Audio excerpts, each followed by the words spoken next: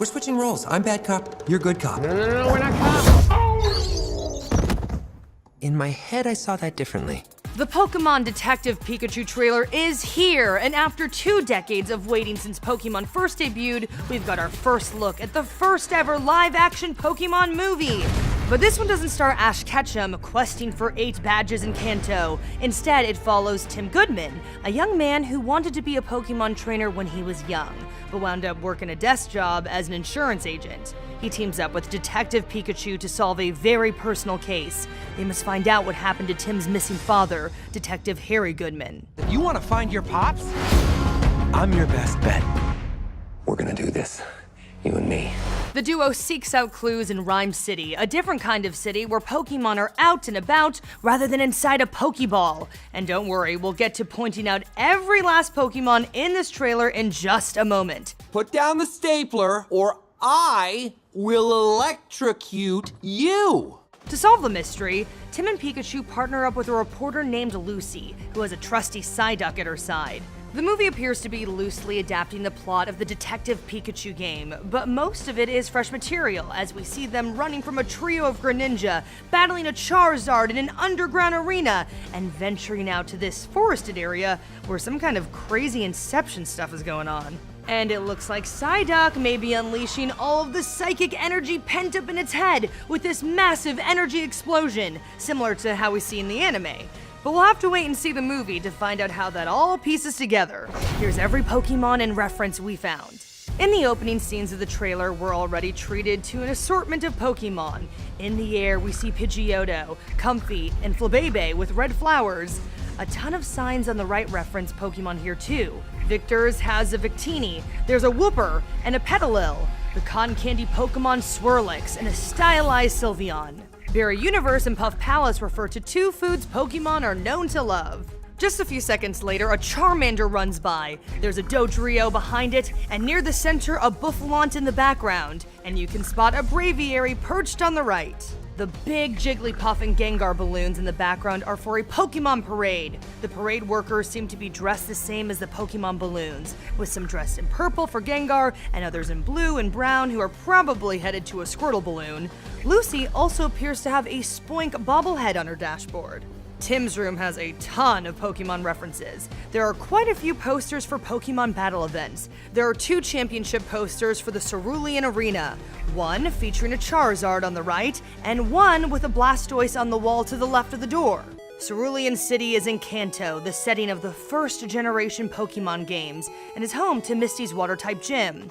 A Johto Sport Club poster advertising a battle between Articuno and Steelix tells us Tim follows the Pokemon battling sport in more than just one region. Johto is where the second generations of games, Gold, Silver, and Crystal, take place. Another poster advertises a battle between Hypno versus Dragonite. We also get a glimpse of a poster of a 4-way battle primarily featuring Charizard versus Blaziken.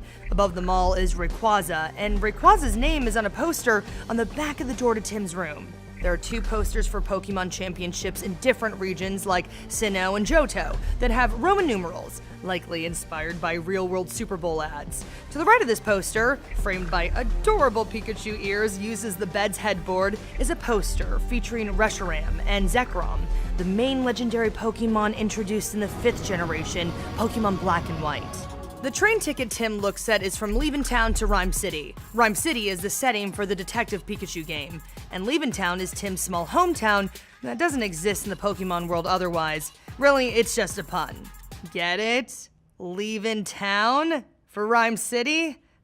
Good one. After the scene of Tim meeting Detective Pikachu for the first time, we get to see a busy street lined with vendors. You can see some Emolga on top of a stall on the left, and some Joltik on the counter of a stall on the bottom right. The Sun Garment sign is a nod to Gen 7's Pokemon Sun, and in the background there is a sign inspired by the look of the letter Pokemon Unknown. There's a guy behind Pikachu here using the flame from a Charmander's tail to heat his walk, and here, a Jigglypuff poster on the right. There's a Venusaur in the crowd here, and more signs in the background are using unknown-like symbols. The pink Pokemon at the bottom of the screen appears to be an Audino. In this shot, there are Pancham and Squirtle missing posters on a bulletin board for an apartment complex. Are they simply akin to missing pet signs, or something more sinister happening? Bulbasaur and Morlul lead Tim and an injured-looking Detective Pikachu. We see a familiar sight in this bar, Jigglypuff looking mad that this dude fell asleep, and it's holding its signature microphone that definitely has a marker inside of it just like in the anime. Based on the espresso sign in the background, this is likely the Hi-Hat Cafe, where Detective Pikachu and Tim often get coffee in the game. On the right, there's a poster advertising a fight between Machamp and Primeape.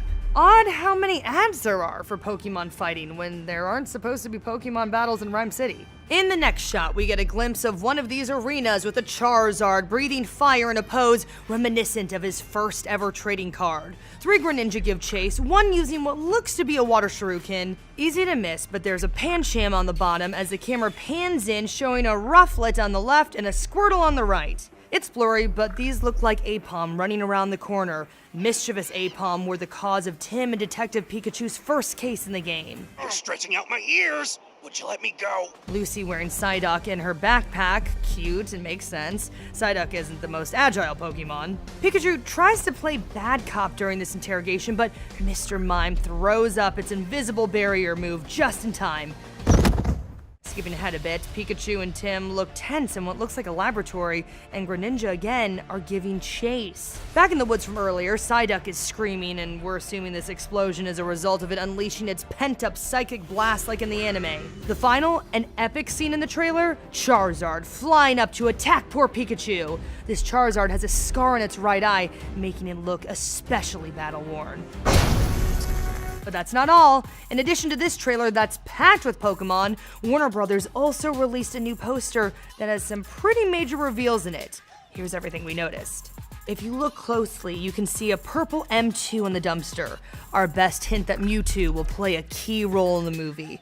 There are lost posters up for Squirtle and Charmander, hinting at something more sinister happening in the movie. You can also see a Unova-style pizza sign, calling back to the Unova region in Gen 5 being analogous to New York. There's the Hi-Hat Cafe taken straight from the Detective Pikachu game. You can also see the sign for the SS Anne, a ship that had a key role in the Gen 1 games. A camera sign with the word Snap is a callback to the Nintendo 64 classic Pokemon Snap. You can see signs for Moo Moo Milk, Berry Juice, Rare Candies, Repels, a Pokemon Daycare, Lickitung Post Office, and Machamp's Gym. And J-Puff, aka Jigglypuff Records. There's even an Eevee salon, possibly alluding to upcoming customization options in Pokemon Let's Go Eevee. And if you wanted to head out of Rhyme City to Route 1, there's even a sign for that too. Well, that's everything we caught in the new Detective Pikachu trailer and poster. Did we miss anything? Let us know in the comments. For more on Detective Pikachu, hear about the 2 hilarious scenes from the movie that we saw behind closed doors, and check out that trailer one more time. And for all things Pikachu, Pokemon, and beyond, be sure to like and subscribe to IGN wherever you like to watch.